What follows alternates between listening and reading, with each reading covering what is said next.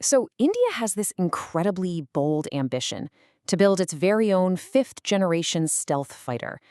But this project, which is absolutely crucial for its national security, is now staring down a critical delay. And that delay could leave its skies vulnerable for years to come. In this explainer, we're going to break down this high stakes race against time for India's Air Force. Okay, let's just dive right into the heart of the problem with one simple number: 29. Right now, that's how many active fighter squadrons the Indian Air Force has. Just keep that number in your head because it's the baseline for everything we're about to talk about. But here's the thing. The number they are supposed to have? It's 42.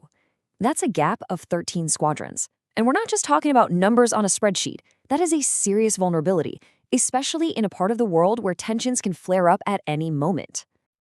And that really brings us to the big question, doesn't it? You've got China rolling out its J-20 stealth fighters, and Pakistan is actively trying to get its hands on similar jets. So for India, the clock is seriously ticking. They need an answer, and they need it soon. So what is India's plan to solve this problem? Well, it's one of the most ambitious and technologically advanced projects the country has ever attempted. We're talking about the AMCA program. And that answer is the Advanced Medium Combat Aircraft, or AMCA for short. Now, this thing isn't just another fighter jet. It's meant to be a massive technological leap forward, a true multi-role stealth fighter that can dominate the skies, hit targets deep inside enemy territory, and even wage electronic warfare. The whole shebang. You know, the plan was actually pretty clever. They decided on a two-phase rollout. First, you'd have the AMCA Mk2. It would use a reliable off-the-shelf American engine, the GE F414, just to get a capable stealth fighter into service as quickly as possible. But the real prize, the ultimate goal, is the Mk2. That's the version that's supposed to get a brand new, way more powerful engine, unlocking its full potential, including supercruise, which is basically flying supersonic without chugging fuel like crazy on afterburners. Okay, but here's where this really ambitious plan runs into a huge, complicated wall. See, the single hardest part of building a modern fighter jet, it's not the stealth coding, it's not the computers, it's the engine. You're trying to create and control forces inside a machine that would literally vaporize most metals. It's an incredible engineering challenge. And this is the absolute key to understanding the whole dilemma. While India is making great progress on the jet's body, the airframe, the final success of the program, that top-tier AMC Mk2, depends entirely on creating a brand new high-thrust engine. And that, my friends, is a monumental task. I mean, just look at this timeline. It lays out the brutal, honest truth of jet engine development. Even if a deal gets signed by 2026, you're not looking at a fully certified engine until 2037, maybe 2038. That means the fully loaded AMGC Mk2 probably won't even start entering service until 2040. That's a huge slip from what they were originally hoping for. So, with the ideal plane now pushed years and years into the future, a really dangerous gap in capability is starting to open up. So, what's the plan B? What are the workarounds on the table to keep this project from stalling out completely? Right now, it looks like they're weighing two big options. First, you could just build more of the less powerful Mk1 jets to fill up those empty squadrons. Or, and this is the trickier option, you could build the advanced Mk2 airframe but stick the interim F414 engine in it for now, with the hope that you can swap in the new powerful engine a decade down the line. It's possible, but man, that's a logistical headache. And to try and speed things up, the government is also making a pretty big strategic shift in how they build the plane. Instead of just relying on the big state-owned company, they're opening it up to private industry, creating a new partnership. The bet is that private companies can move faster and more efficiently, hopefully shrinking some of these scary timelines. Now, choosing who to partner with on this engine, that's another massive decision. The main players in the running are Britain's Rolls-Royce and France's Safran.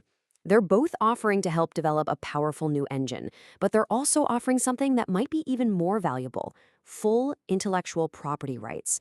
That means India would own the technology, the blueprints, the secret sauce, everything. And that's a huge step toward real self-reliance. You know, this whole thing, the engine delay, the tough choices, it's not just happening in some secret government office. It has absolutely kicked off a massive, intense public debate all across India about what the right move is for the country's security.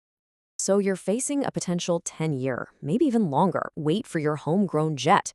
What do you do? Well, a pretty controversial idea has popped back up. Just buy a foreign stealth fighter off the shelf to fill the gap. And the name you hear most often? Russia's Su-57. And the Su-57? It's a really interesting puzzle. On one hand, it's known for being an absolute beast in the air, super maneuverable, long range, and cheaper than Western jets. But on the other hand, there are big questions.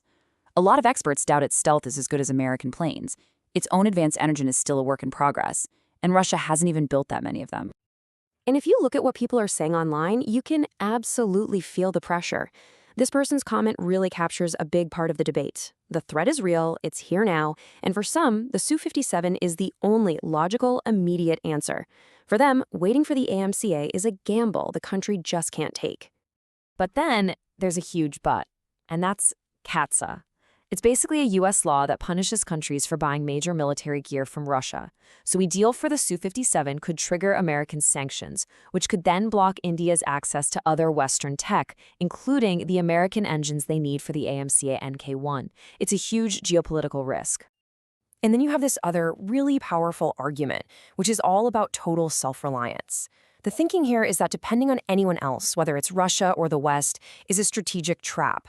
For these folks, the only real lasting security comes from building it yourself, no matter how long or hard the road is.